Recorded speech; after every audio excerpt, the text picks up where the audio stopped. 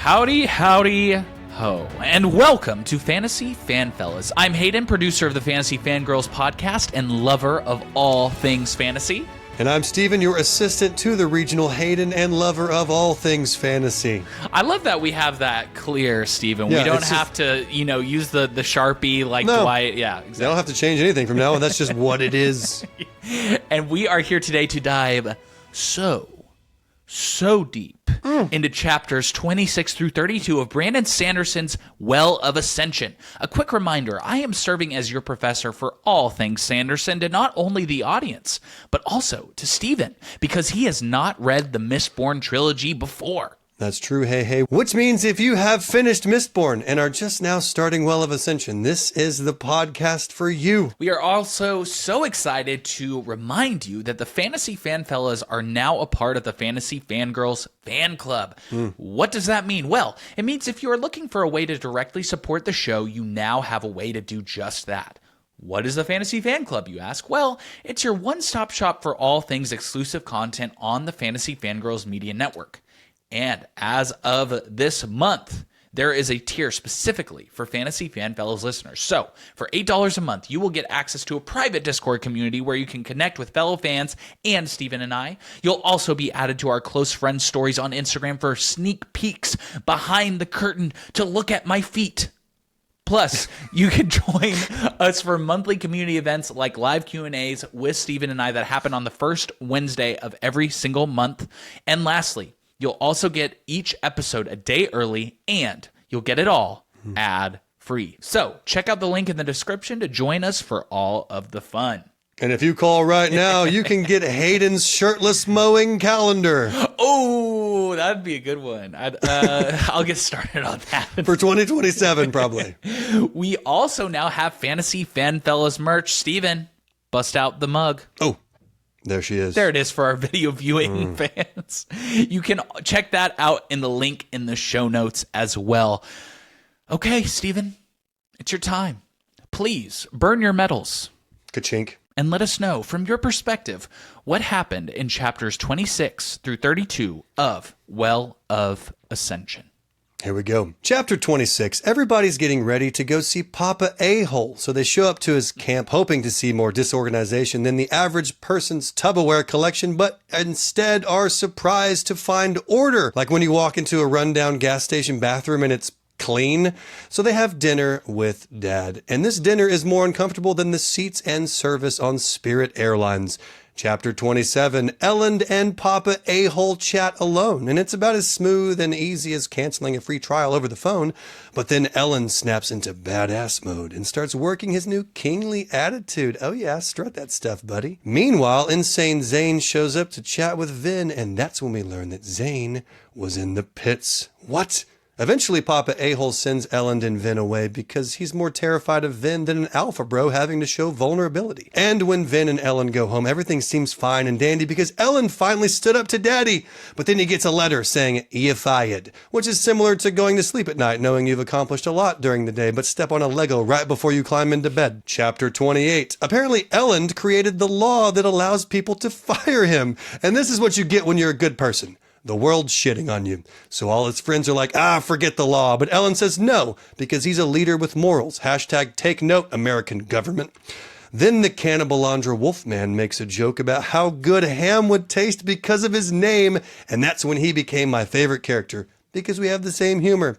So now Ellen needs to formulate a plan on how to stay kingly, but ethically. So he grabs some books and tries to Hermione Granger his way to success. Chapter 29. Apparently Vin has been sleeping less than Iron Will during his race. Hashtag very niche movie reference. She also is waiting around for Shadow Daddy Zane while having a conversation with the Cannibalandra about changing bones. But Zane never shows up, like nice weather when you have an outside event planned. Chapter 30. Cut to Pastor Sayzed. He is reading, and all of the epilogues we have read up to this point are pieced together in one coherent paragraph, and it felt really good to know that all of those one-line epigraphs actually freaking meant something.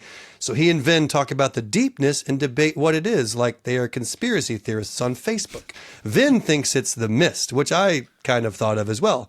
But then we find out that the Kingmaker lady was once a breeder for the Lord Ruler, and it's totally giving Handmaid's Tale. Chapter 31, we have a new POV. One of the assembly guys that voted Elend off the royalty island. His name is Violin. Not really, but it kind of sounds like violin if you have the audiobooks. And he's very whiny, so violin it is.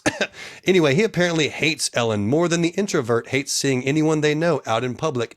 Guys, I'm just trying to buy a toothbrush, okay? I don't want a 15-minute conversation with Cassandra. But Ellen shows up to have a meeting with all of the assembly to try to get his job back. And he's doing a good job of moving toward that outcome until Lord Set pops out of the crowd unexpectedly, like a cop when you're going 10 miles over because you're running late for work. Chapter 32, Set tells the whole assembly why he should be king and convinces them to let him stay for a little while in the city. And Ellen is like, guys, what are we doing? And everybody's like, we don't know. He seems confident. Raise your standards, fellas. And the chapter ends with Ellen agreeing to have dinner with the new wannabe King Scar. Whew. I was telling you, Stephen, before we started this recording, this is our last 7-chapter episode of this book. These episodes feel so jam-packed, although last week felt a little bit crickets, all things considered. I don't know. We had a good time with it. We made it a good time. Yeah. We made it a good time, yeah. But I did want to point out, the new nickname for Straff of Papa A-Hole, it sounds like he is now, like, I'm imagining him as someone who runs, like, a local family pizza shop in New Jersey. Like Papa Murphy's. Welcome to Papa A-Hole! Welcome to Papa A-Hole. We get the best pizzas around. Okay, now it is time for my one big word of this episode.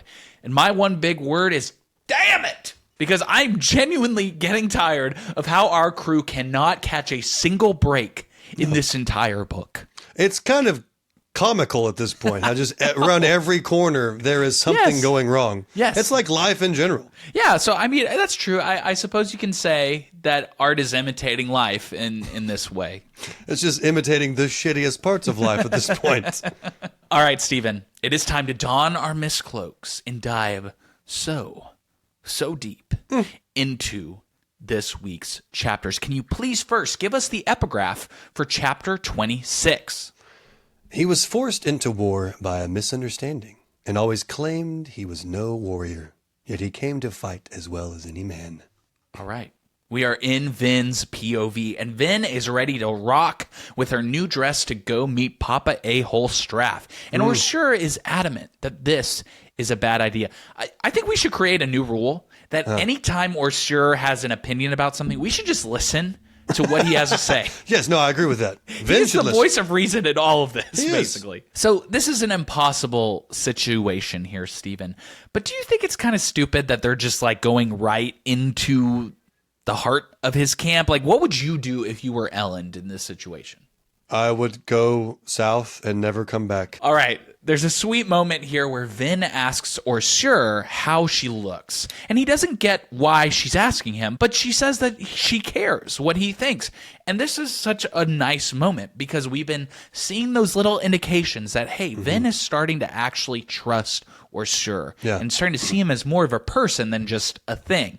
And this is an indication of that. This is Brandon showing us and not just telling us. Yeah, this is probably one of my favorite parts of the book. I mean, there's many good parts, but this is one of my favorite parts, the blossoming relationship between Orsur and Vin. I really like it. Yeah, absolutely my favorite. Kind of the level of love that I had for Sazed in the first book is kind of matched by like the dynamic between Vin and Orsur for sure. A cool thing about this dress, though, the maker, Feldo, I believe that's how it's pronounced, had specifications specifically for Vin to hold metal vials and be more conducive to fighting, which I absolutely love. Their conversation ends with Vin revealing to Orsur that she planned on leaving him behind. And it would look too suspicious for her to bring a pet along into Straff's camp, which, honestly, makes especially a wolf. Yeah, exactly. It doesn't make sense. Yeah, it's not like he's a Shih Tzu that she's carrying around. It's like, yeah, he's literally the size of a human. She thinks to herself that she wishes that he would have protested more when she revealed this. It seems to her like there's more work to be done to break down his walls, which, by the way, I mean, Orsur is working with like 1,000 years of preconceived notions about his master, so I don't blame him for taking a couple weeks to change his mind. he has been enslaved by humans for that long, and this is the first time any one of his masters has shown any sort of interest in him as a person. Yeah, exactly. We are now in Elend's POV. Elend is also getting ready, and Ham, like Orsure, is just fussing with him. He wants to go as the coachman of their carriage to have at least some line of defense between him and Straff in addition to Vin. But Elend is like, dude, chill. And oh yeah, stop calling me L. I go by Elend now. Yeah. Which is step up.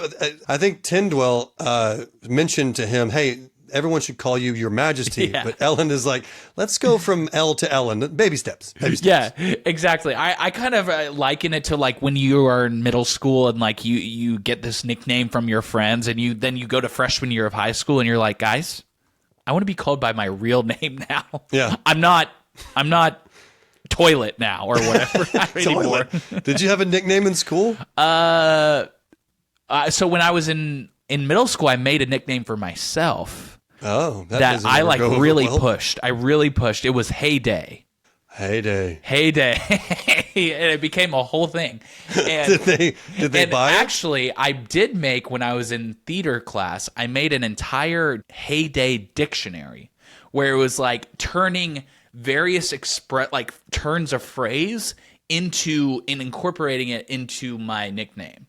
So I was all in on this name. I can tell. From what I remember. I hope to dig this out at one point. The next time I see you, bring out your dictionary. Yeah. Your Haydenary. Well, and the funny thing is, too, is I don't even think it's in a Google Drive somewhere. That was like back in the days where you just had a Word document, so. It's gone forever. Yeah. Bummer.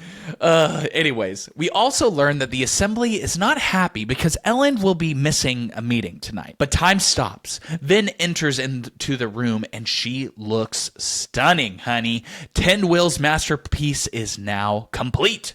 You know what that reminds me of? What's that? Like the early 2000s movies, like the rom-coms or the teen movies. Every now and then there was a hot girl that would walk into a party and it would just be slow motion. The hair's moving when there's no wind for some reason. Yes. Or two things come to mind for me. One, there was this trope in movies, especially when we were kids, where the girl takes off her glasses and everyone's like, oh my God, she's gorgeous. It's like, you're so ugly and nerdy. What about now? Oh my gosh. And all the men are hard for some reason. And this also just reminds me of when there's fajitas at Chili's. Why? Well, just because when the waiter comes carrying them down and they're all sizzling, they grab everybody's attention. What's great is when you think it's yours and he walks past you and you're like, well, damn it. That was anticlimactic. I just ordered the chicken crispers. I forgot. I don't know why I thought that was me. I got a side of mashed potatoes. Yeah.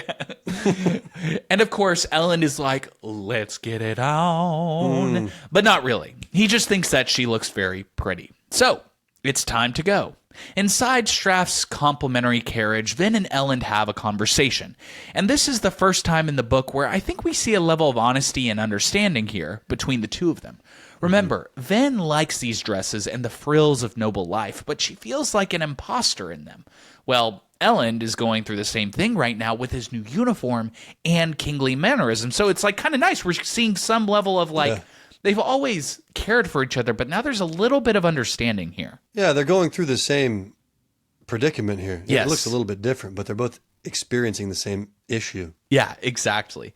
Elend doesn't care about the dresses. I mean, have you seen what he used to dress like before he was in plaid shorts and Crocs to begin with? He wants Ven to be just who she is, whatever that may be. Quote, I think the trick is convincing yourself that you deserve the reactions you get. You can wear the court's dresses, Vin, but make them your own.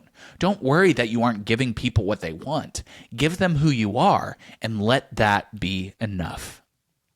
So he's basically saying, just wear that, but come into it. Yeah, Make exactly. it your own. I was never a necklace guy. I was like, I would look weird in a necklace. But I bought this necklace months ago, and now I think I look freaking... It's part of my life. Yes. Ellen is saying take the fashion risks because, one, you're going to probably start feeling more comfortable in your own body. And two, people are just going to like you to begin with because you're coming in fully yourself. Mm-hmm. The conversation turns to meeting prep. They want to play Straff against his own tendencies. The plan is simple.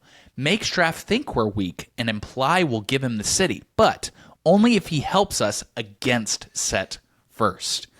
As they arrive, they notice an obligator. Interestingly, Straff actually has likely employed these obligators in order to help him do the administrative work of his own armies.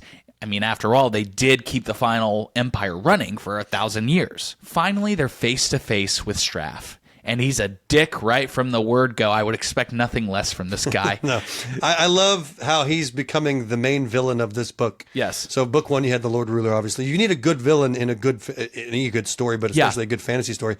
He's becoming like the Joffrey of this book. Or I will say Sanderson throughout his career has done an excellent job of making the villains that you just hate and they're just assholes, while underneath there's this bigger underlying antagonist in waiting, which is what we've been kind of touching on with the deepness. Yeah, I mean, the shadowy figure in the mist, Yes. whatever's out there that's the biggest threat. This guy's just getting in the way, but he's more than a speed bump. He's becoming the freaking villain. Get out of the... I need the final boss, okay? I need Bowser. Exactly. Don't give me Bowser Jr. Yeah, exactly. They head into his tent, and the servants are all ska, dressed in the imperial tradition. Their clothing ragged, skin bruised from beatings. Vin and Elend are very adeptly playing into Straff's hands, kind of playing possum, as he's a shithead to them both. Yeah. But now, negotiations start. Elend proposes an attack on Set, but Straff says no. According to Straff, if they attack Set, it'll be under his orders.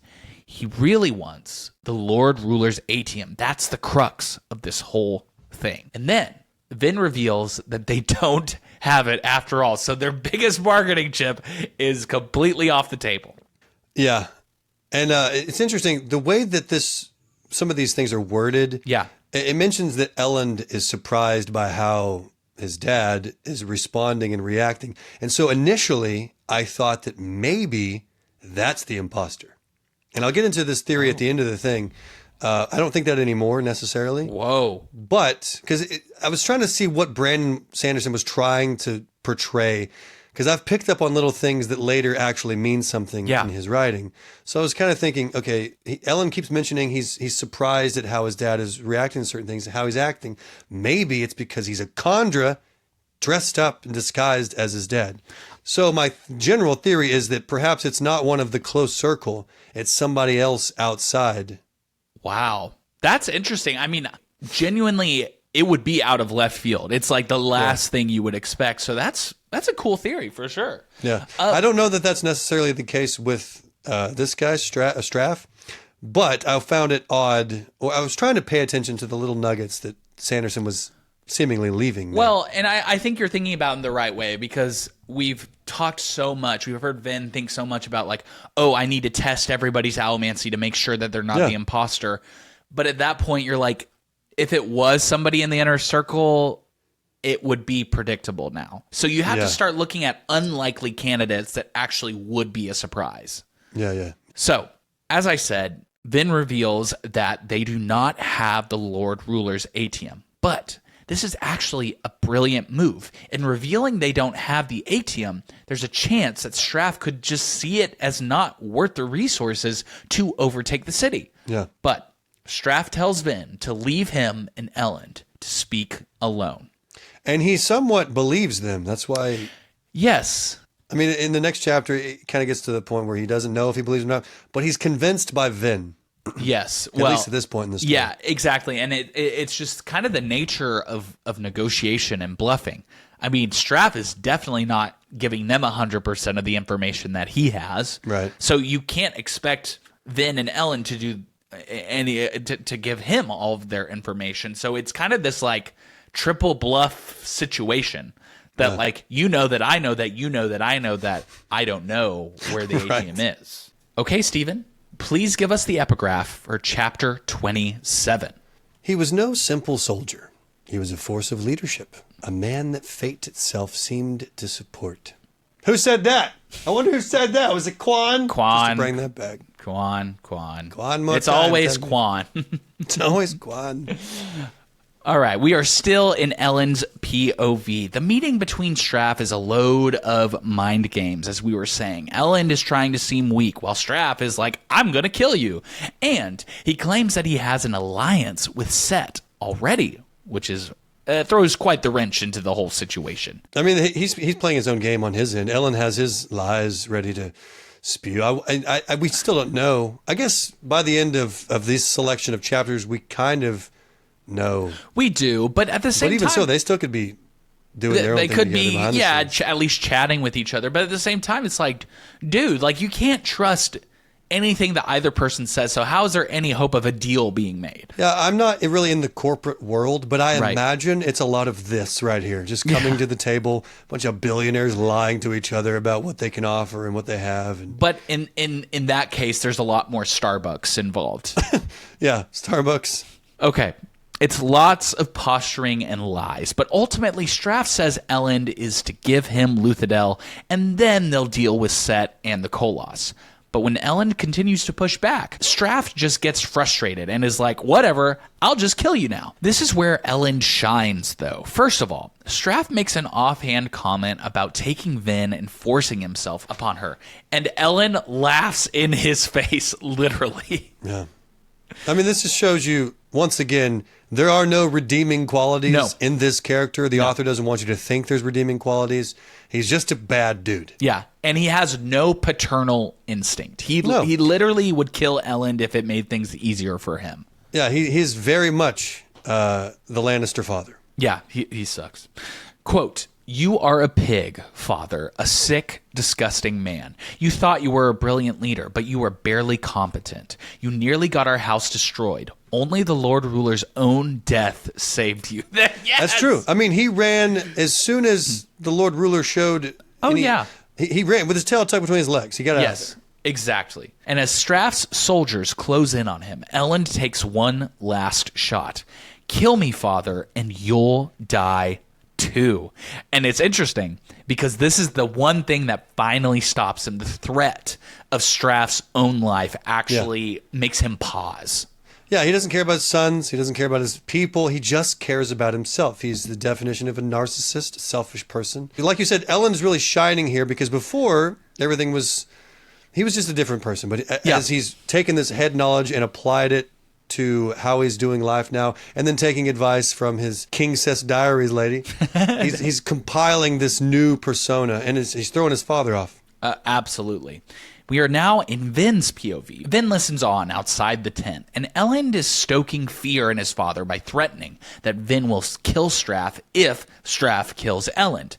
He then starts instructing what emotions for Vin to pull on of Straff's by proclaiming them out loud. Yeah. And it spooks Straff. This was so cool. I love this part because he's just saying, because the father doesn't understand Vin. He doesn't understand the power of Vin. He's just, oh, it's a mistborn. I have a mistborn, and he's my son, blah, blah, blah. He doesn't get it. So Vin's not even in the same room, and Ellen is shouting anger, and then Vin gives him anger, like gives the father anger. Yeah. I forget all the things that he actually shouts, but he's giving all these emotional cues to Vin, who's putting this in the mind and emotions of Straff, and it's just crazy to witness. Oh, it's so this cool. is the moment where Straff is like, "Oh shit, they came to play. This is real now." Yeah, exactly. But damn it, this awesome moment is interrupted by Zane walking up. Not the time, my guy. It's the perfect time. As the posturing continues inside, Zane leans in and asks, "Why is it that people like you and me always have to be the knives?" This is a great quote. It is, but why does he always come in with random, vague one-liners? Like, but just stop, okay? I'm trying to do something right now. You are right. This is not the time. But he comes in, "Hey, I'm going to whisper sweet random nothings in your ear while you're doing stuff." Yeah, I think he just likes to work Vin up. Yeah, I don't understand his motives still. Right. I mean, I know he hates his father. Right. And we're about to get into what he's been told to do, and we still don't know by the end of this selection of chapters what he's going to do with that. Mm-hmm. But I don't understand this guy's motives. Yeah. I think he has some feelings for Vin. I can't call it love. I can maybe call it lust, but more of a interest, I guess. I would call it a desperation for Vin because he's mentioned maybe she can be the one who saves me. That's true. Because once again, and I hate the fact that we're dragging this out, but God is not mentioned again. Like, who is this God in his voice? Oh, yeah, we don't get God, yeah.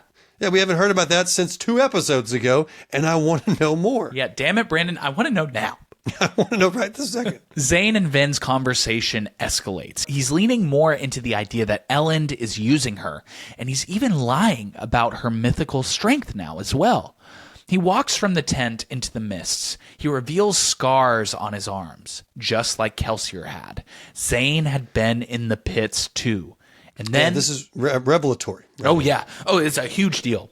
And then Zane leaps into the mist. Again, with this stupid, vague, like he's Spider-Man or like he's Batman. Calm down. Just be normal, please. Yeah, he's like, I'm going to say something that messes your mind up so bad. And then poof, like a magician, he disappears in a puff of smoke, basically. Yeah, it's like Batman, like Gordon. Yeah. Is that the guy's name? Gordon that works with Batman? Yeah. He's always trying to talk, and he turns like, God damn it, Batman, where did you go? I'm trying to finish a sentence for once in our lives.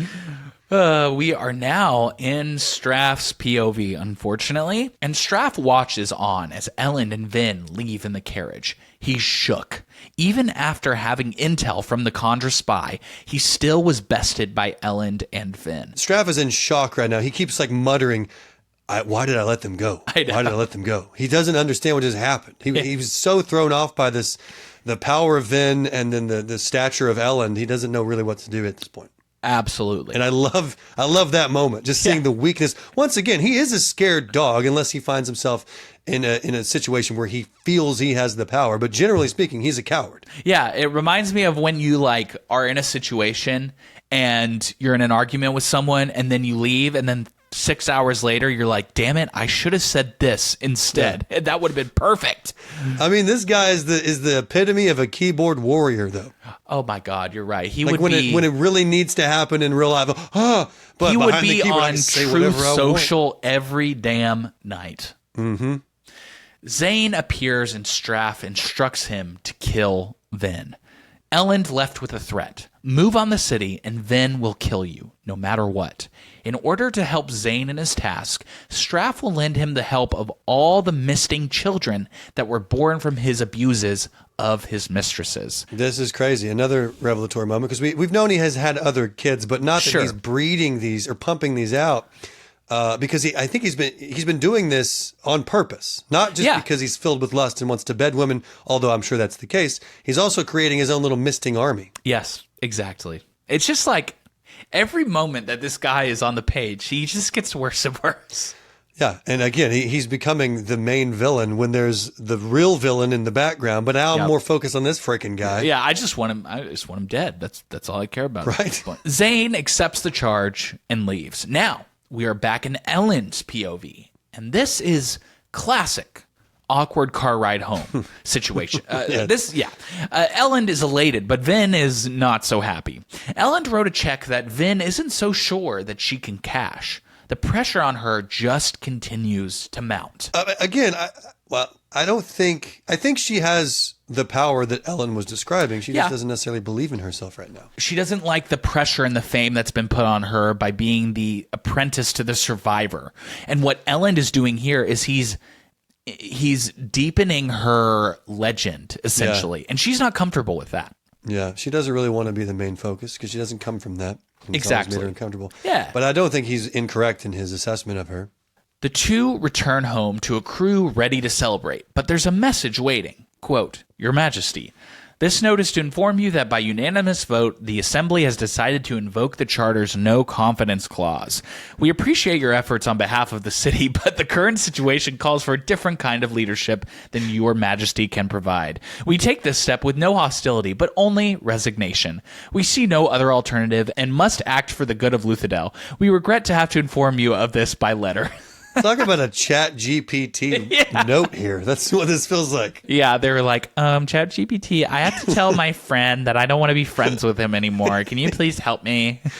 So he's no longer king, basically. Literally. Because we find out this soon, I guess in the next chapter, but Ellen creates this rule because he's a good person. He put this in here like, I want people to follow me not out of necessity, but out of want. Yeah. I want to be able to be usurped if the entire community gets together and says I'm not worthy. But also, he just came off of the high of finally telling Dad off. Yeah, of owning his dad. Up to my dad. I'm going to go home, have a nice glass of bourbon, and then I'm met with a freaking Chat GPT letter that says I'm no longer king. Cool. Well, and that's the thing. That's why my one big word was damn it, because they just cannot catch a break. Yeah. You just filled up your car, you're ready to go to work, and then you hit a nail. And now you have to change the tire. That's what this feels like. And that is the end of part 2 of this book.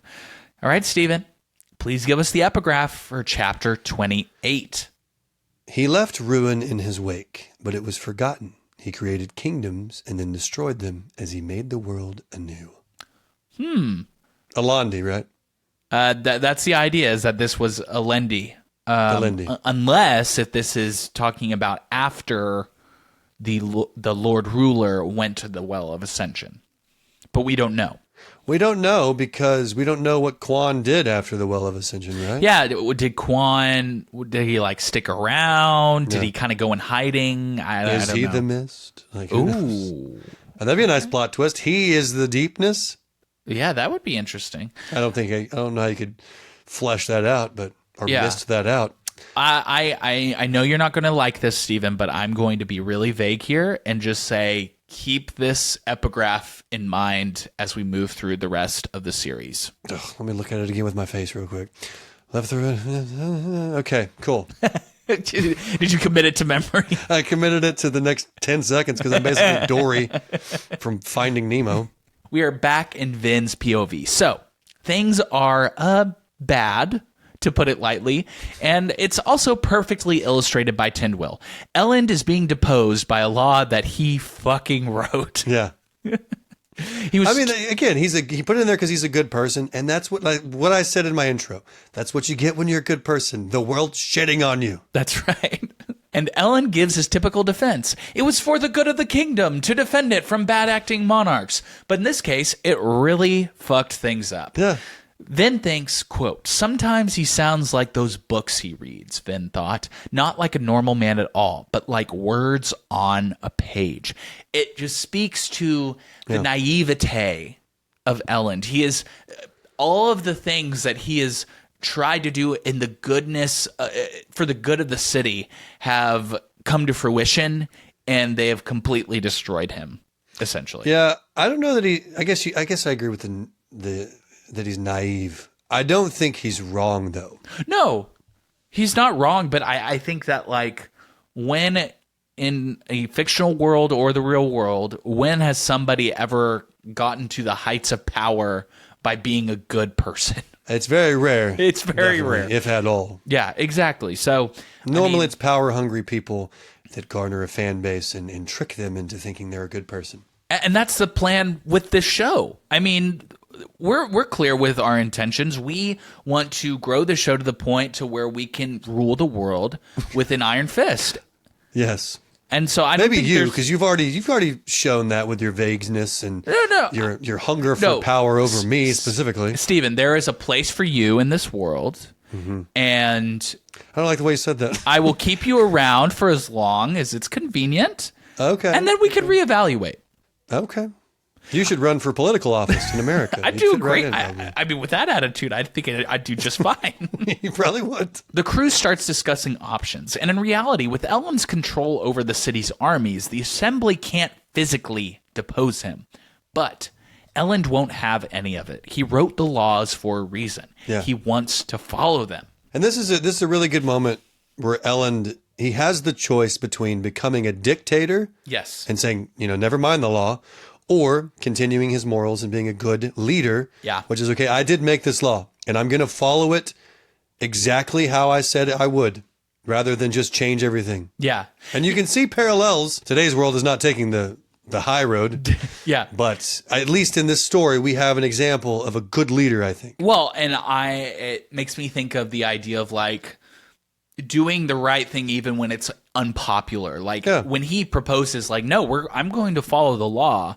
Yeah. Everybody is like, you idiot, why would you do that? Like, you have the power, you can keep it. But it's a matter of principle for him. And I think Elend, in a weird way, because I know that he wants to be king because he wants to institute a just government. However, I do think that his eyes are towards the future. He wants the history books that will be written about his government to look back favorably upon him, and with that is probably going to come some short-term pain. Yeah, and it's going to be, you're right. It's going to hurt him in many ways, but it's for the good of the entire culture, entire Luthadel. Yeah. He moves into action, telling Dockson to write a letter of disappointment to the assembly without ChatGPT, and begins a plan to prepare with the rest of the crew. He won't take this lying down. And Vin is proud of him. He's taking the first steps of active leadership, even if it took him being deposed first. So the plan is this. The assembly has a month to select a king, and if they don't, it reverts back to Elend for at least 1 year.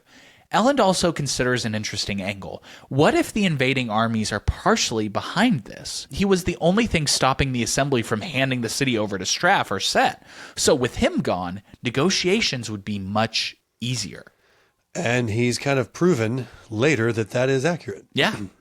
Literally, you're so right. He is proven 100% right in the very last chapter when Set comes in. Yeah, that's a great point.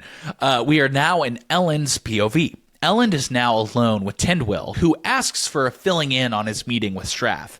And she points out that the reason Vin is acting so strange is that she doesn't believe she deserves Elend. Nadoy, we've heard that a million times from Vin. Yeah, but Elend isn't aware of this course, information. yeah, exactly. This is the first time he's hearing of it. Yeah. He's just, I guess he has his own ideas on why she's acting the way she's acting, but it's never been that she doesn't deserve him. It's more, and he says this shortly after, I don't deserve her. She's a mistborn. I can't even use a dueling cane properly. Yeah, exactly. And we get some insight into Tindwyl here as well. She claims she's qualified to speak on the subject of Vin's feelings because she raised, quote, many daughters, which is interesting because we also know that the Lord Ruler had enacted a breeding program for Terrace people, which is why Terracemen like Sazed are eunuchs. Before she leaves, she poses a question to Elend. Can he protect his people while so distracted by Vin? Yeah, I want to dig into that her being a mother of many daughters. So basically it's Handmaid's Tale. I mentioned this earlier. Yeah. But she's just being used to have a bunch of babies. Why? Well, so essentially the purpose of the breeding programs was this. They would take a Terrace woman and they would force a man who was not of Terraceman blood upon them until they gave birth. And that was intended to create so many offspring of Terrace people that the magical power of Furukumi gets diluted in the bloodline until eventually Furukumi just doesn't exist anymore in the future generations. Yeah, they're essentially trying to create a different race of people. Yes. And just cancel out the Terracemen altogether. Exactly. But we learn in a later chapter when Sazed is talking to Vin about this that Tindwyl is a Furukamist. And so she tricked the breeding program people into making her a part of it. And so she unknowingly has been breeding the Terrace magic system into all of her children right under their very nose. Yeah, so she's got her own little army going on here. Exactly. And so she, I mean, it's morbid, but the idea is that she made that sacrifice for the good of her race or just her people in general. Yeah. Stephen, can you please give us the epigraph for chapter 29? This one is at least like 5 sentences long now. Oh, we got some depth and girth, if you will, to this one. Here we go. There were other proofs to connect Alendi to the hero of ages. Smaller things that only one trained in the lore of the anticipation would have noticed. The birthmark on his arm, the way his hair turned gray when he was barely 20 and 5 years of age, the way he spoke and the way he treated people, the way he ruled. He simply seemed to fit. He had the whole package. Got the whole package there. All of these are seemingly about Alendi. It's like, okay, we get it. He's cool. Let's move on. Yeah, can you're being a Are little you in weird love here, with this Kwana. guy? Yeah. If you write about him so much, why don't you marry him? Come on. All right. We are in Vin's POV once again. Vin and Orsur are chilling on a rooftop as per usual, and Orsur confronts her about her lack of sleep. She's been burning pewter almost continuously to prevent her from tiring, which is not good. But one of the reasons that she avoids sleep is the continued thumping in the distance, which is getting either closer or just simply getting louder. She can't really decide. Yeah, I was just reminded of like when I go and do home inspections, there's always a guy hammering something from far away, but it's loud enough to bother me. Like, I'm trying to think. Stop it. So you're going through these home inspections and you're like, I am the hero of ages. Not necessarily. I'm more the annoyed one right now, I guess. Her experience is resembling the logbook more and more. Orsur drops some more truth. He is disconcerted by Vin's interest in Zane. The dude is an enemy assassin after all. I mean, come on. He believes that Zane is not trustworthy, too self-assured. But Vin changes the conversation to something else. She tells Orsur that if he wants, he can wear a different body. She wants him to wear something that he's comfortable in. Yeah, this is the chapter where this relationship starts to shine, blossom. You see some maturity from Vin. You see some opening up from Orsur. And I love the entire conversation they have in this chapter. Well, and it's a even further extension of... we started with Vin hating Orsur, then she started to take some curiosity into him, and now it's reached this point where she wants Orsur to start making his own choices, which is something that Orsur has never had to worry about as somebody who lives by the contract. Yeah, it's never been an issue. Yeah, this is new ground for both of them. But he says it's not about his happiness and that he's grown accustomed to the bones of the wolf. The conversation ends with them getting up to go back to the palace. Orsur anxious to eat what he calls aged meat. But according to Vin, rotten would be a better description. And I just love the buddy cop movie that is budding between these two. That's a good analogy, yeah. Because you have this grumpy sunshine going on here. It's so good. But as they leave, Vin notices the final wisps of mist struggling against the rising sun. And she has a realization. Quote, I think I just realized what the deepness was. And this was kind of my theory. Her realization, we find out shortly, is the mist is the deepness, which kind of makes sense, but also doesn't. I think one of my theories was it's the figure in the mist, which I think she actually says as well. She mentions, And then we'll get to that part. Well, at the very least, something is going on with the mist. It's not it's acting connected as it in should. some way. It exactly. can't not be. Whether it's the deepness or not, it's a piece of this puzzle. Yeah, I like this part whenever Orsur he tells her out loud, I don't really want to switch the bones. He's understanding now like the practicality of being a wolf, but also I guess he's growing comfortable with it. He's licking his paws. I kind of like this. He's so cute. I love whenever they mention like he lifts his hand, like his head from his paws and stuff. Yeah. It's so cute. All right, Steven, give us the epigraph for chapter 30. But I must continue with the sparest of detail. Space is limited. The other world bringers must have thought themselves humble when they came to me, admitting that they had been wrong about Alendi. Even then, I was beginning to doubt my original declaration. However, I was prideful. So there's that word again, world bringers, which we talked about, I think, in a previous episode. Yes. Yeah. Which I think Sazed is going to cover. Yeah, shortly. and we get mention of that from Sazed as well. And I believe, too, when he mentions space is limited, I think he's referring to the physical space on the tablet that he wrote.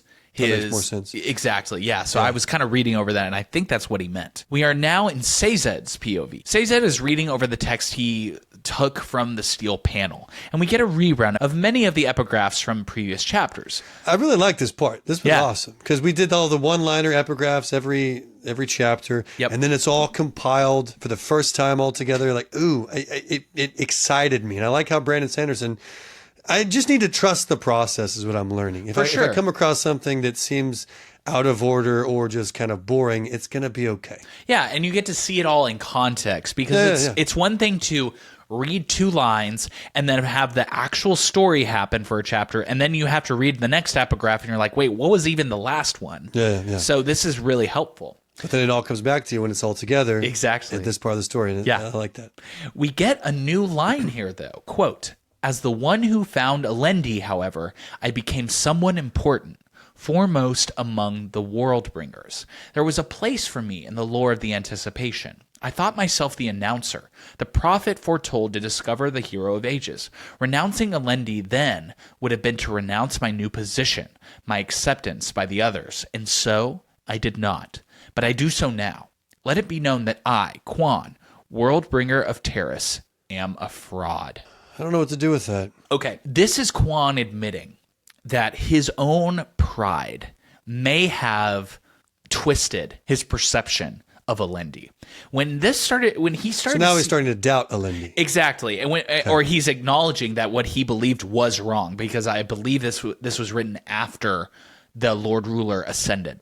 So he started to see these connections with Alendi to the Hero of Ages, and he said, "Okay, I think this is the guy." And he announced that to the greater populace, and by doing that, he was the quote announcer that was talked about in legend as well. So he started to have some level of fame as well.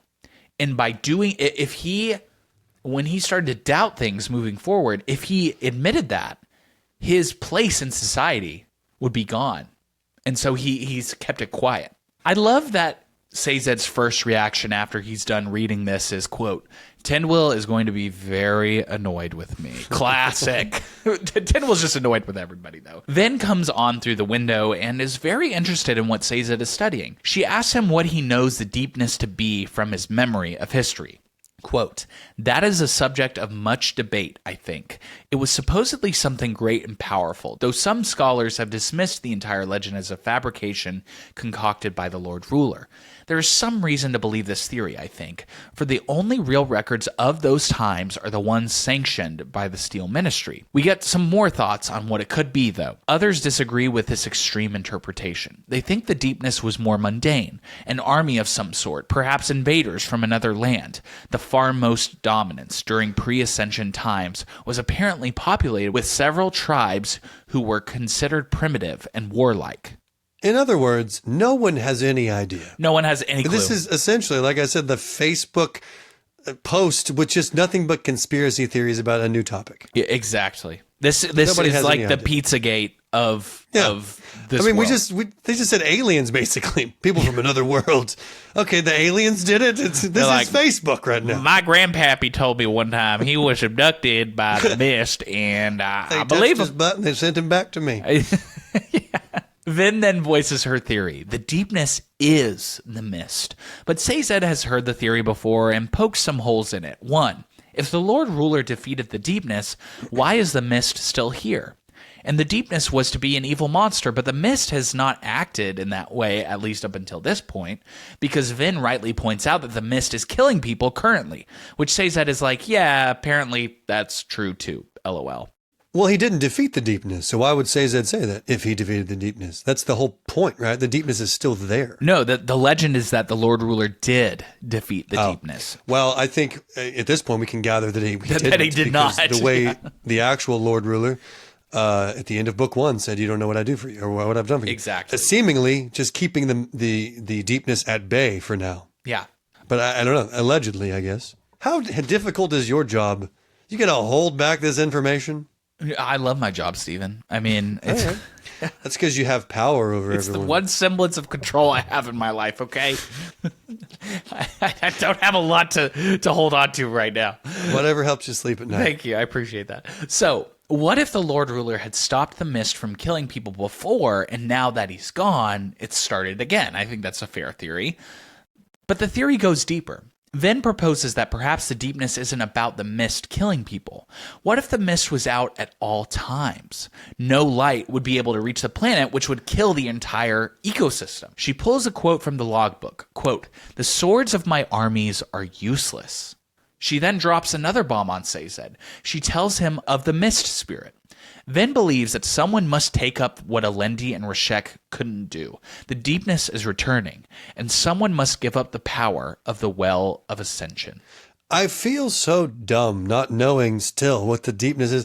I guess this is intentional from Brandon Sanderson. No, he wants to keep us in the dark, in the mist, so to speak, in this whole conversation. It's definitely intentional, but I do think it's a fine line, right? Because it's like, you have to give so little information that the reader has no idea what the truth is, but you have to give them enough to where they can at least make their own theories. Yeah, and he's throwing in red herrings and all kinds of things to throw us off the scent. Right. I do like this part where they're throwing out their theories. I kind of sided, and now I'm starting to think that none of these are anything, and it's going to be something totally different. So now I can check these off the list mentally. But then again, I don't know.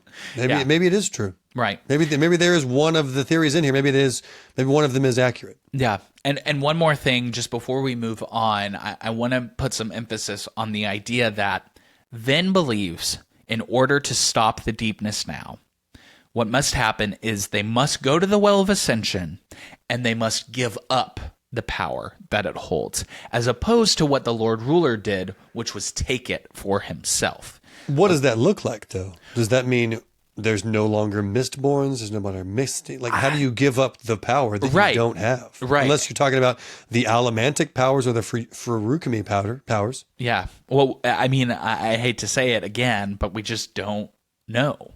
You know. I do. I do. That's true. I do. That's why I'm the king. That's why he's the GOAT. Have you seen that meme? That's why he's the GOAT. Yeah, you're exactly right. Yeah. That's you. You're Thank the you. GOAT. I appreciate that. Last week, we get more background on Tindwyl. She is part of the Synod, which we had mentioned before, the leading group of Terrace people.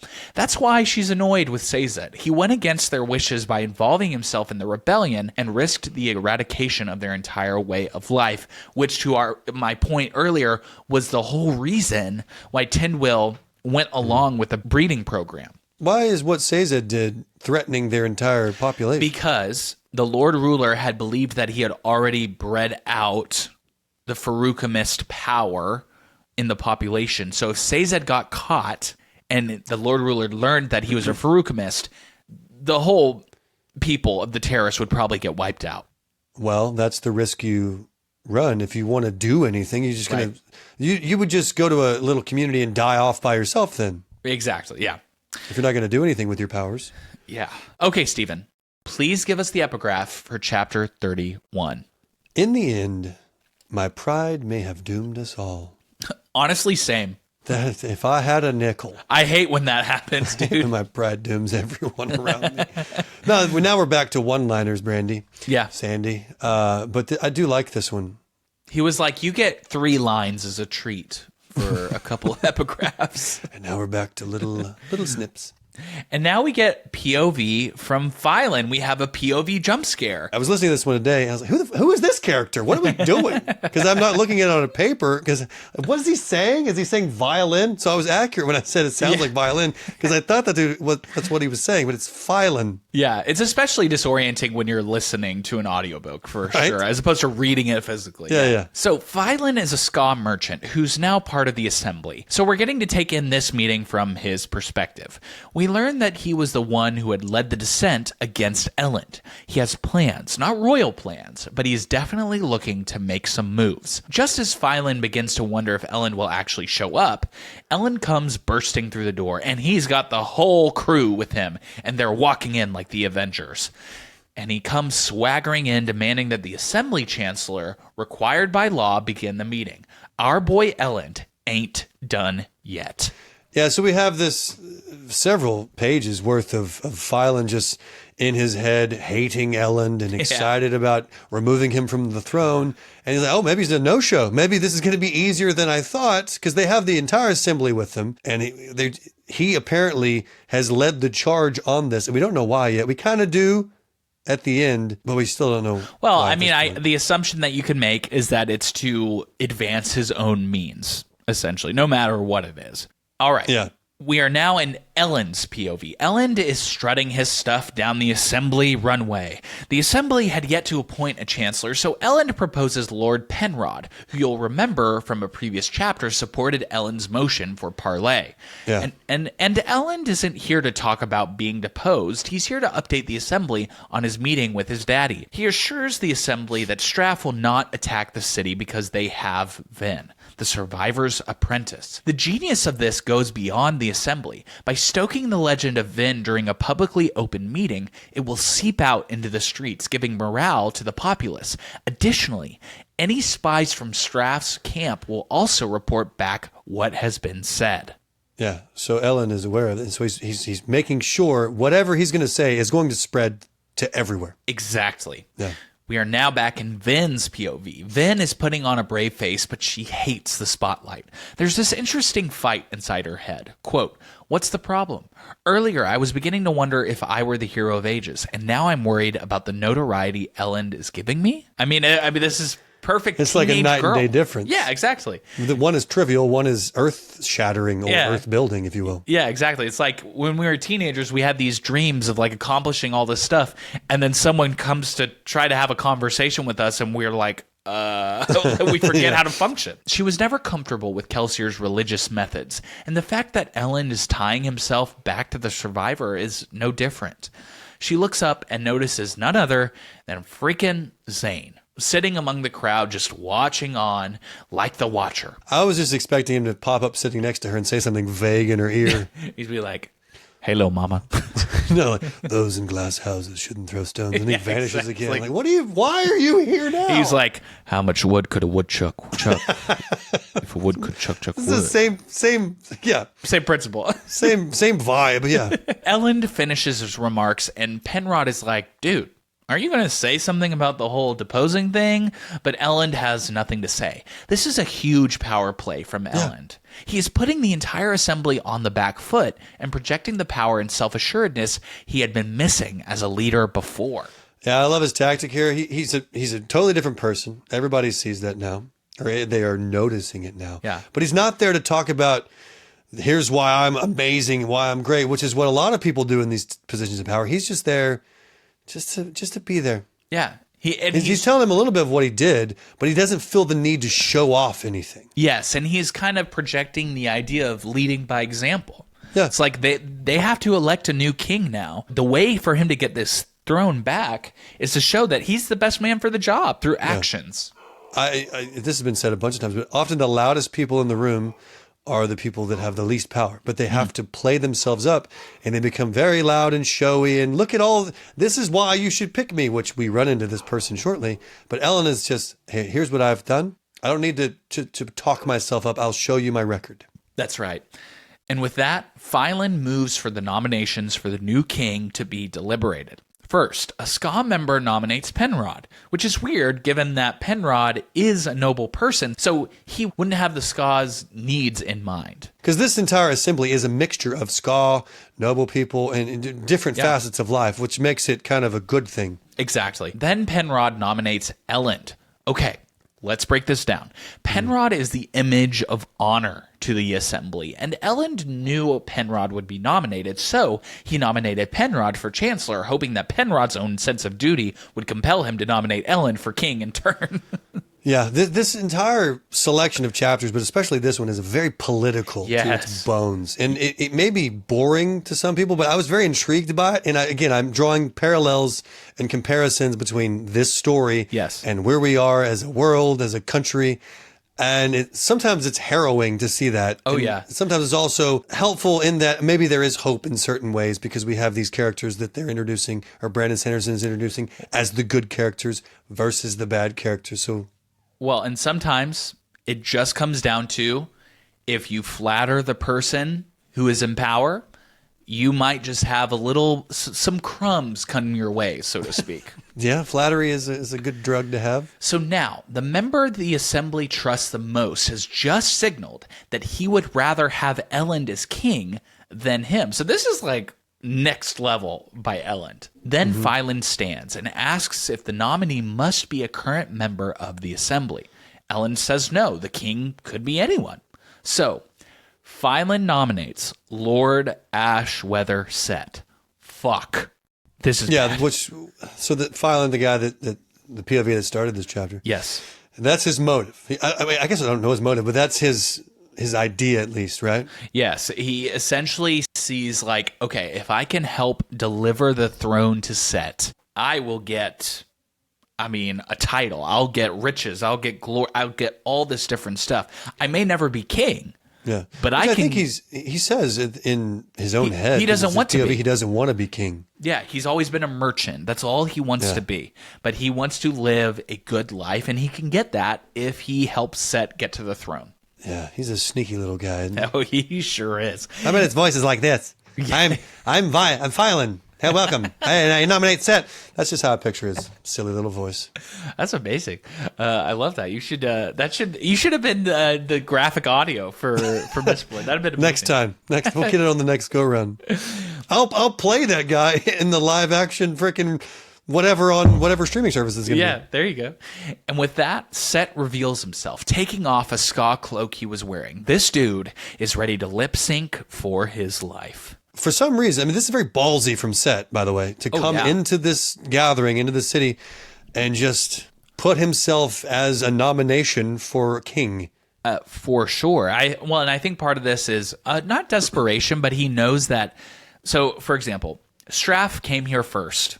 He had 50,000 soldiers. Set comes second. He only has 40,000, so he knows he can't beat Straff in a head-on, battle. He's saying to himself, okay, if I want this city, I'm going to have to do something a little bit creative here. Mm-hmm. And so he's taking a huge risk just to give him the chance to kind of just come from behind. Yeah. I mean, it's ballsy, like I said. I mean, because they could kill him, I guess, in theory. But he does say, and maybe it's the next chapter, but he does mention that if you kill me, they will attack your city. Yeah. Which nobody wants to lose soldiers. It's not that they would overtake the city. It's just that this war would break out that didn't need to happen. Mm-hmm. So he's got a good little buffer. Yeah. All right, Stephen, give us the epigraph for chapter 32. I had never received much attention from my brethren. They thought that my work and my interests were unsuitable to a world bringer. They couldn't see how my studies, which focused on nature instead of religion, benefited the people of the 14 lands. Okay, we are now back in Vin's POV. Set and his disguised guards are here, and they carry up Set's chair to the stage.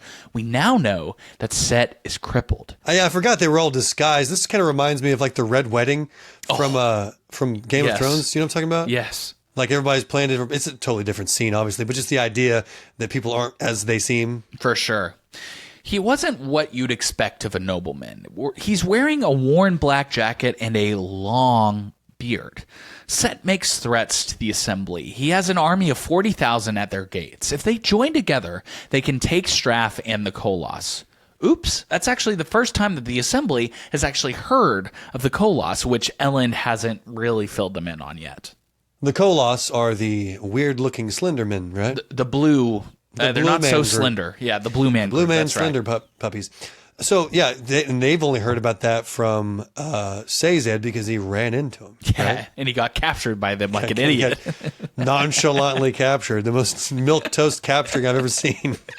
Yeah, it's hilarious. Set wants to revert things back to how they were. And he proposes that he move into an abandoned noble keep with 5,000 troops in the meantime until the vote, so he can bribe each member. By the way, the fact that he's like, I just want to come into the city with thousands of troops just so I can talk to you guys. Is that too much to ask? Yes, it is. Yeah, shut the fuck up, dude. That's not going to happen. But anyways, the assembly votes in favor of letting Set stay, but with only 1,000 soldiers. So, in short, this has been an absolute disaster for Elend. Yeah, I totally didn't see that coming, and neither did Elend. Obviously, he had his quiet strength that he was putting on display. Yep. And then you have this brash asshole that comes in with what is more commonly perceived to be strength. Unfortunately, just the loud guy. Oh, he must be strong. He's loud. But in reality, that's not always the case. Exactly. As we said earlier. Yeah. As the assembly breaks, Elend stops Penrod, imploring him to stop this. But Penrod says essentially, hey, the old system wasn't great, but it kept people safe. Elend recalls a passage from one of his political books. Quote, we have seen a curious phenomenon associated with rebel groups that break off from the final empire and attempt to seek autonomy. In almost all cases, the Lord Ruler didn't need to send his armies to conquer the rebels. By the time his agents arrived, the groups had overthrown themselves. It seems that the rebels found the chaos of transition more difficult to accept than the tyranny they had known before. They joyfully welcomed back authority, even oppressive authority, for it was less painful for them than uncertainty. So I actually wrote down that quote in my notes. If you were going to mention it, I was going to mention it. Chills when I heard that. Because again, They joyfully welcomed back authority, even oppressive authority, for it was less painful for them than uncertainty. Yes. Which is so true. I mean, I love how really political Brandon Sanderson is getting. He's just like digging his talons into like the heart of these issues. People hate uncertainty. Oh, of course. And that's the thing is like the most vulnerable time for a new government or nation is at the very beginning because it's so delicate and with uncertainty just comes fear. Like we're just like we have a hierarchy of needs, and if shelter and food is not met, which by the way, food is a huge question for the city of Luthadel right now, people are going to look towards the systems that used to be in place that may not have been great, but at least gave them some stability. Right. And this is a common thread that has come up in this book ever since the Lord Ruler died. Yes. Is that, it's going to suck, but at least it's a predictable suck, and we have certain needs met that we are afraid to lose currently. Look back at Sazed when he went to go teach the villagers different skills. They're all like, when is the Lord Ruler coming back, dude? Yeah. Like, which is crazy to think about. Yeah. But, I mean, you can look around and see similar things in today's world. Sure. Of course. As the rest of the crew joins Elend, they are approached by Set's son, inquiring of when Set and Elend are to meet. After some initial pushback from Elend, they decide on dinner in 1 week. All right, Steven, it is time for us to give our winners and losers of the week. Could you go ahead and give us yours first? I'm going to give it to Elend because I see some maturity in him. I think he's changing. He's becoming more kingly. He's definitely becoming more confident, and I think he's doing a good job. There's some things that he didn't see coming, but I think he was on the right path, and I don't think anybody could have seen these things coming. They literally came out of nowhere. Very unpredictable. But I'm really admiring his progress as a king and as a person, as Elend. And I'll give the loser to Straff because I hate his guts. He sucks. Also, I'll call him a loser because he caved so quickly at Vin's power to the point where he was confusing himself. Like, why did I just let him go? I had him here. What am I doing? He was so thrown off by his own actions because of Vin's power and because of Ellen's confidence. Yeah. And I love just to watch that guy squirt. So I'll give him the loser. Okay, great. I think those are both great. I have the same winner as you, Elend. To your point, he's really coming into his own. And what I like about Elend in this stretch of chapters is he's not interested in lingering on mistakes. He's only interested in solutions. So like when he got deposed because of the law he wrote, he's like, okay, what can I do now? How can I move forward, essentially? Yeah, I mean, there's always that initial, even from him, there's the initial, what the fuck just happened? Right. When he's reading the letter that ChatGPT wrote. But no, he immediately went to work, started getting his nose in the books. Great. Good point. Yeah. He's a man of action, and I like that. That's right. And then my loser for this week, I'm not going to go Straff because that's what the direction you went, but I'm going to go with Vin. Because a little moment here, I didn't mention this in the chapter, but after the whole Set thing was over, Vin was talking with the crew, and she was like, his disability is not real. He's a mistborn. He's faking it. No, I remember reading that like, well, you kind of got a point. Also, I get it because I have trust issues, as we've discussed and found out throughout this entire podcast. So I'm with you, Vin. Maybe he's been faking it. Have you ever seen the movie The Prestige? Yes, I have. The magic movie? Yes. Remember the guy who has the fishbowl and it disappears? And the whole theory, he walks like this because he's faking the injury because he always carries that fishbowl between his legs. Oh, fascinating. Okay. Somebody's out there is going to know what I'm talking about. Okay. But I get where Vin's coming from. But the fact that you called her a loser tells me, well, maybe it doesn't, but seemingly it tells me that he's not faking his injury and he's not misborn. Does it? I don't know anymore, man. I want to go home, and I'm currently at my house. So, all right, Steven, it is time for you to look into your admittedly not so foggy crystal ball and let us know what you think is going to happen in the next stretch of chapters. Well, I mentioned this earlier. I think the imposter is not someone from their close circle. I think it's someone outside of them. Yeah. It may not necessarily be an enemy, but it's not who we were led to think it was initially. Sure. And so I kind of thought it was Straff. I don't think that anymore because we've had his POV. But then again, there may be a way that Brandy Sandy is writing certain POVs to where it doesn't allude to the fact that this is a Khandra. I don't know. Point is, I don't think it's a close-knit group anymore. That's too predictable. Also, I think the next stretch of chapters, we're going to find out more about God, whoever, whatever okay. God is. Yeah. Because we haven't heard about that in 10 chapters? Something Maybe even like more. that. Yeah. So I think we're going to find out more about God. I at least want to hear from him because I want Zane's POV again. That's what I want. Yeah. So we're going to get that because I want it. Okay, cool. Let's see. It's hard to see what's going to happen because Well, a lot of these things in this stretch of chapters was very unpredictable. Yes. And I think right now your brain is cooking up things that are like huge mysteries that won't be revealed until the end of the book. I know that. So it's hard to find like what's next can happen in the next 5 chapters. Yeah, I don't know. exactly. I will say this. I think Set is not necessarily bad. Oh, okay. The son comes up to Ellen and says, hey, when are you going to have dinner with my dad? Right. And I don't know, but the tone, the way that was written, it seems like maybe Set has a different motive. I don't know. I think there's more than meets the eye to this character. And I think he's going to drop a bomb on us that's kind of a good thing. Okay. A good If that makes sense. Yeah, okay. All right. Well, I like that idea. I don't like the way you said I like that. Unless you're just putting on that vague face again, that Hayden face. Okay, everybody, that is it for episode 5 of our deep dive of Well of Ascension. Thank you all so much for listening, and we hope to see you next week. Also, please be sure to give us a 5-star rating and review on your podcast platform, and give us a follow on Instagram and TikTok at Fantasy Fanfellas. And lastly, if you loved this episode and you gave Set 10s across the board for his runway walk, this is exactly the series to send them.